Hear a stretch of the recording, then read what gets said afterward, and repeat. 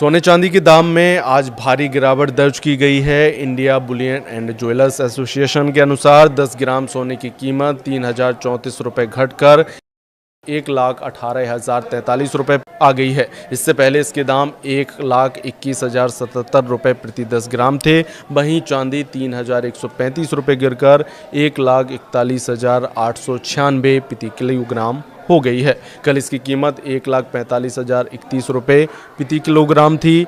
IBGA की सोने की कीमतों में 3% GST, मेकिंग चार्ज और ज्वेलर्स मार्जिन शामिल नहीं होता, इसलिए शहरों के रेट्स इससे अलग होते हैं। इन रेट्स का इस्तेमाल RBI सोवरेन गोल्ड बॉन्ड के रेट तय करने के लिए करता है।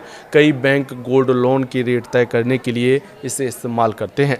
सोने की कीमत पिछले 8 दिनों में 11,541 रुपये घटकर आज 1,18,043 रुपये प्रति 10 ग्राम पर आ गई है। 19 अक्टूबर को इसकी कीमत 1,29,584 रुपये की अपने अब तक के सबसे ऊंचे स्तर पर पहुंच गई थी। वहीं चांदी 1,69,230 रुपये प्रति किलो से गिरकर 1,41,896 रुपये पर आ गई है। 27,334 रुपये सस्ती हुई है। अब सोना चांदी के दाम में गिरावट के कारण बताते हैं। दिवाली जैसे फेस्टिवल के बाद इंडिया में सोने चांदी की खरीदारी का सिलसिला थम गया। इससे सोना चांदी की डिमांड में काफ़ी कमी आई। सोना चांदी को सेफ हेवन माना जाता है, यानी मुश्किल वक्त में लोग इन्हें खरीदते हैं। ग्लोबल टेंशन के कम होने से इसमें गिरावट आई है। रैली के बाद निवेशक प्रॉफिट बुक कर रहे हैं।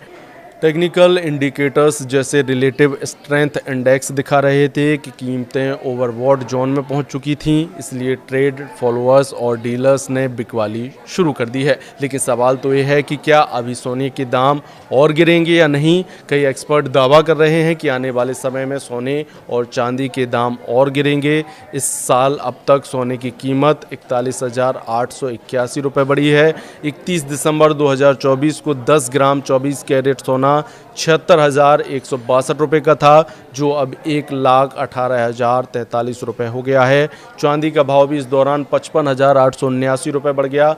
31 दिसंबर 2024 को 1 किलो चांदी की कीमत 86,017 रुपये थी, जो अब 1,41,896 रुपये प्रति किलो हो गई है।